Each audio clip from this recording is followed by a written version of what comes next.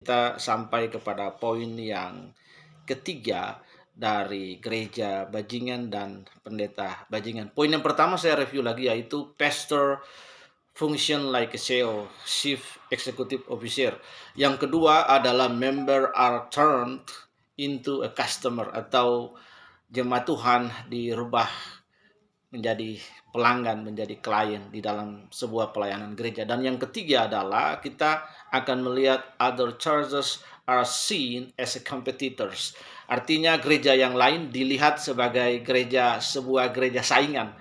Nah, jadi gereja yang lain tidak dilihat sebagai sesama tubuh Kristus, seperti doa Tuhan di dalam Yohanes 17, bagaimana ada sebuah kalimat yang penting mewakili doa Yohanes 17, dan ini menjadi sebuah moto bagi gerakan mahasiswa Kristen Indonesia adalah ut omnes unum sin. Karena itu kita tidak perlu mendoakan kesatuan, tapi bagaimana berdoa dan melakukan kesatuan, melangkah untuk mengerjakan kesatuan karena sudah didoakan oleh Tuhan Yesus Kristus. Dan kita tahu bahwa kesatuan atau unity adalah menjadi salah satu kunci bagaimana Tuhan melawat sebuah entitas, sebuah komunitas, dan sebuah kota.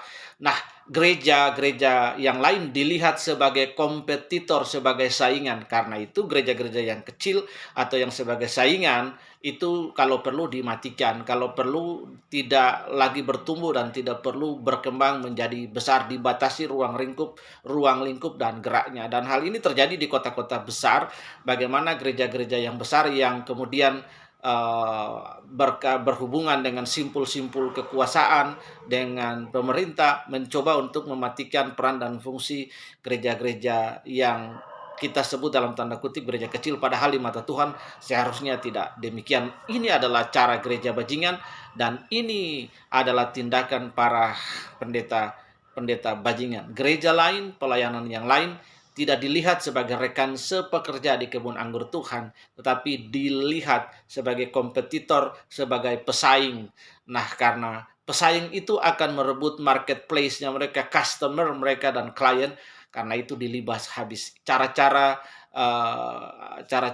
liar seperti ini, cara-cara mafia seperti ini juga sering terjadi di dalam gereja Tuhan. Karena itu poin yang ketiga adalah other churches are seen as a competitor. Jadi gereja lain dilihat sebagai kompetitor. Nah, Yesus mengajarkan kita bahwa jika kita ingin menjadi yang terbesar adalah kita menggunakan piramida terbalik. Harus melayani di dalam komunitas Yesus itu. Yesus mengajarkan bahwa kita harus melayani satu dengan yang lain. Cara yang Yesus ajarkan adalah mencuci kaki. Suatu saat ada saudara daripada Tuhan Yesus atau sepupu daripada ibunya Maria itu datang dan berkata, "Tuhan, jika engkau nanti datang menjadi raja, izinkanlah anakku yang dua ini menjadi satu di sebelah kiri dan satu di sebelah kanan." Dan anak-anak ini disebut anak-anak Boanerges. Tapi Tuhan berkata, barang siapa ingin menjadi terbesar, dia harus melayani. Nah, ini prinsip yang paling sederhana tetapi sangat sulit diterapkan di dalam entitas pelayanan, baik dalam pelayanan baik pun di dalam gereja lokal. Karena intinya orang ingin tampil di depan. Dan perhatikan, ini menjadi sebuah hal yang sudah diketahui oleh banyak orang, tapi toh orang ingin tampil di depan.